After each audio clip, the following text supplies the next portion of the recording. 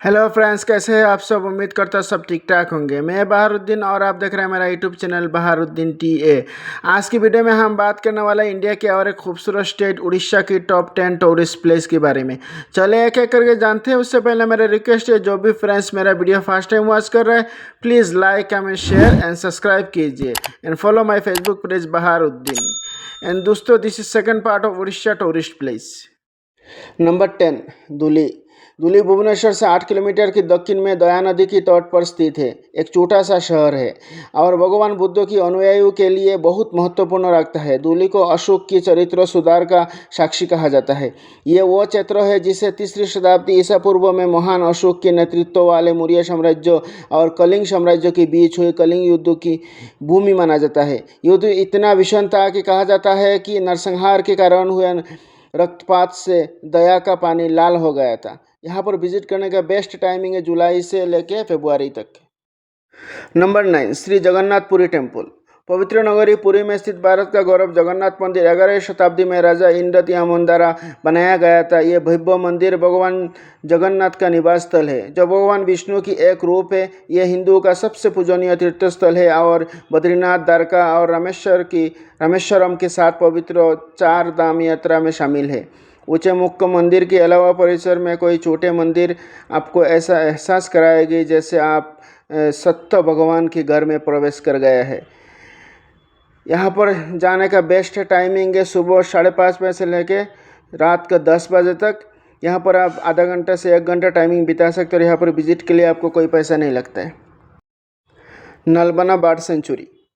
नलबना पक्षी अभयारण्य उड़ीसा के नलबना द्वीप पर स्थित है, जो भारत की सबसे बड़ी खारे पानी की झील चिलिका झील का एक हिस्सा है। यह अपने विशाल हरे भरे मैदान के लिए जाना जाता है, जो कोई प्रवासी पक्षियों का आश्रय स्थल है जो हर साल सर्दियों के मौसम में यहाँ आते हैं। इसी कारण से ये अभयारण्य प्रकृति प्रेमियों, पक्षी प्रेमियों और फोटोग्राफी की शौकीनों के बीच बहुत लोकप्रिय है। व्यस्त मौसम के दौरान आप यहाँ पक्षियों को 181 विभिन्न प्रजातियों को देख सकते हैं, जो उत्साही पक्षी प्रेमियों के लिए एक विशेष उपहार है। इसका जो टाइमिंग है सुबह 6 बजे से लेकर शाम को 6 बजे तक। यहाँ पर विजिट करने के लिए आपको कोई पैसा नहीं लगेगा। नंबर 7, मंगलाजुड़ी। उड़ीसा में चिल्का झील की उत्तरी तट पर बसा मंगलाजुड़ी पारिस्थितिक पर्यटन के माध्यम से समुदाय और स्वामित्व और प्रबंधन वाले वन्यजीव संरक्षण का एक उल्लेखनीय उदाहरण है। पक्षियों का स्वर्ग के रूप में जाने जाने वाला ये गांव पक्षी प्रेमियों के लिए एक स्वर्ग है, जहां विशेष रूप से सर्दियों के महीना में 3 लाख से अधिक पक्षी आते हैं, केवल एक पर्यटन स्थल से कहीं अधिक। मंगलाजुड़ी एक अद्वितीय पारिस्थितिक तंत्र का प्रतिनिधित्व करता है, जहां स्थायी जीवन और जैव विविधता संरक्षण का संगम होता है। यहां पर विजिट करने का बेस्ट टाइमिंग है अक्टूबर से लेकर मार्च तक। नंबर 6, पुत्सिल। पुत्सिल भारत की उड़ीसा राज्य के कोरापुट जिले की सेमिलीगुड़ा तहसील में बसा एक शांत गांव है। ये कोरापुट जिला मुख्यालय से 31 किलोमीटर की दक्षिण में और राज्य की राजधानी भुवनेश्वर से लगभग 425 किलोमीटर की दूर स्थित है। पुत्सिल को अक्सर उड़ीसा की स्विट्जरलैंड कहा जाता है और इसके पीछे इसके ठोस कारण भी है। पेंडाजम से मात्र 1 किमी दूर स्थित पुत्सिल माउंटेन पॉइंट आसपास की पहाड़ियों की मनोरम दृश्य प्रस्तुत करता है। सुनाबेड़ा से 21 किलोमीटर और कोरापुट शहर से 40 किलोमीटर की दूर स्थित यह दर्शनीय स्थल पर्यटकों को आसपास की पहाड़ियों की मनोरम सुंदरता का दीदार कराता है। यहाँ पर विजिट करने का बेस्ट टाइमिंग अक्टूबर से लेकर फरवरी तक। Number 5, Chilika bird festival. Chilika पक्षी महोत्सव एक वार्षिक उत्सव है जो उड़ीसा की मंगलाजुड़ी में सर्दियों के दौरान 200 प्रजातियों की 10 लाख पक्षियों की भव्य जमावड़े के साथ मनाया जाता है। यह अनूठा आयोजन प्रतिभागियों को इन पक्षी मेहमानों की विविध आवाज़ से उत्पन्न समृद्ध श्रवण चित्रकला में डूबने का अवसर प्रदान करती है। एशिया का पक्षी स्वर्ग कहे जाने वाले मंगलाजुड़ी एशिया की सबसे बड़ी खारे पानी की झील चिलिका की उत्तर पूर्वी भाग में स्थित है। यह महोत्सव हर साल जनवरी के आसपास होता है। नंबर 4, राउरकेला। पहाड़ियाँ और नदियाँ से घिरा राउरकेला शहर उड़ीसा राज्य में स्थित है। उड़ीसा की इस्पात नगरी और इस्पात नगर के नाम से प्रसिद्ध ये देश की उन पहले शहरों में से एक है जहाँ इस्पात उत्पादन का व्यवसायीकरण हुआ।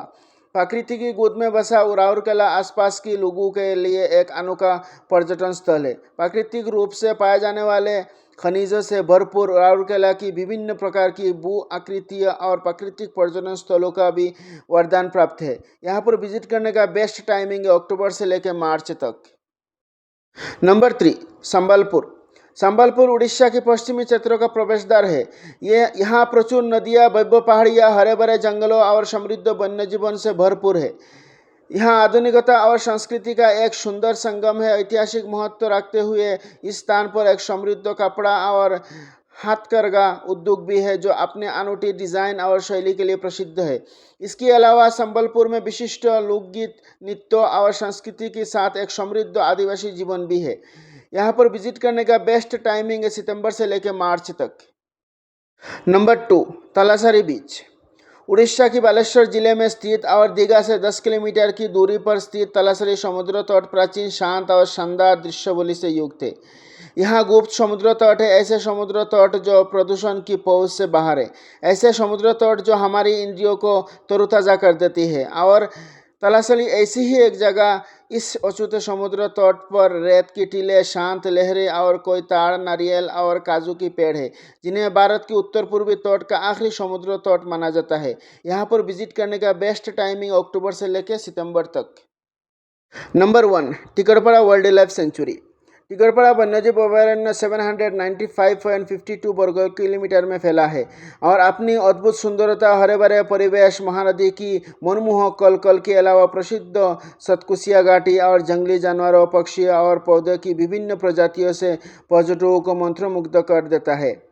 यहाँ आकर आपको प्रकृति की अनूठे रूप को निहारने का अवसर मिलता है। हरियाली मन को मोह लेती है और आसपास की जंगली जानवरों का अस्तित्व आपको मंत्रमुग्ध कर देता है। कभी गरजती और कभी शांत महानदी नदी मछली पकड़ने, मोटर बोट या रिवर राफ्टिंग का अवसर प्रदान करती है।